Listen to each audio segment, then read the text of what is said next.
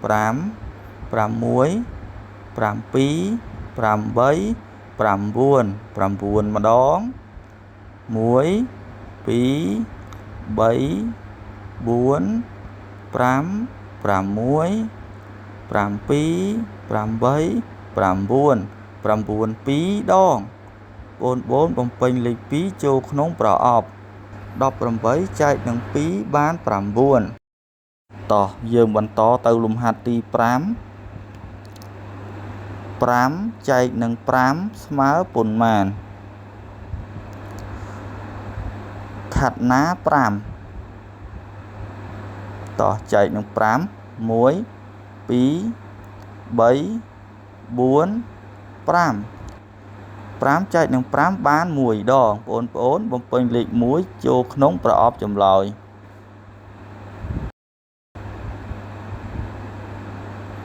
តោះយើងបន្តទៅលំហាត់ទី6 15ចែកនឹងប៉ុន្មានស្មើ3មកតេះ15ផ្លែតើបាន3ប៉ុន្មានដងយើងមករាប់1 2 3 3ម្ដង1 2 3 3 2ដង1 2 3 3 3ដង1 2 3 3 4ដង1 2 3 5ដងបងប្អូនបំពេញលេខ5ចូលក្នុងប្រអប់15ចែកនឹង5ស្មើ3តោះបងប្អូនយើងបន្តទៅលំហាត់ទី7ប៉ុន្មានចែកនឹង3ស្មើ2ថាស1ដាក់នំ2ចុះបើថាស3ត្រូវមាននំប៉ុន្មាន3ជំនួសដោយថាស3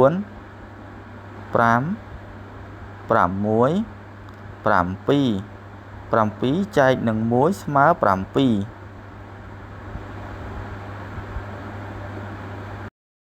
តោះបងប្អូនបន្តទៅលំហាត់ទី9 ប៉ុន្មានចែកនឹង4ស្មើ4ថាសមួយដាក់ត្រសក់ផ្អែម4ផ្លែចុះបើមានថាស4ត្រូវមានត្រសក់ប៉ុន្មានផ្លែត្រសក់4ផ្លែដាក់លើថាសមួយតោះ4ម្ដង4 4 2ដង8 4 3ដង12 4 4ដង16ថាស4ត្រូវការផ្លែត្រសក់16ផ្លែបងប្អូនសរសេរលេខ16ចូលក្នុងប្រអប់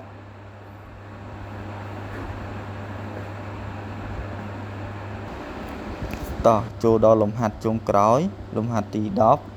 30ចែកនឹងប៉ុន្មានស្មើ5ខ្ទឹម30តើមាន5ប៉ុន្មានដងយើងមករាប់1 2 3 4 5 5ម្ដង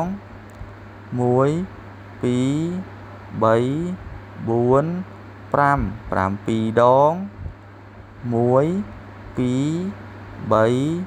4 5 8ដង1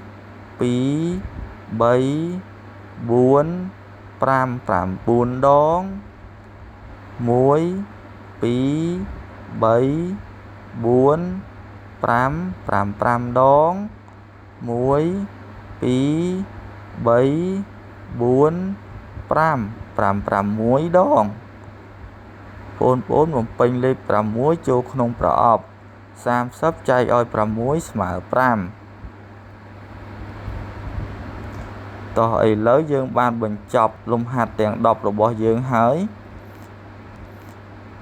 ជាចុងក្រោយបងប្អូនកុំភ្លេច Subscribe Channel បងផងជួបគ្នាវីដេអូក្រោយ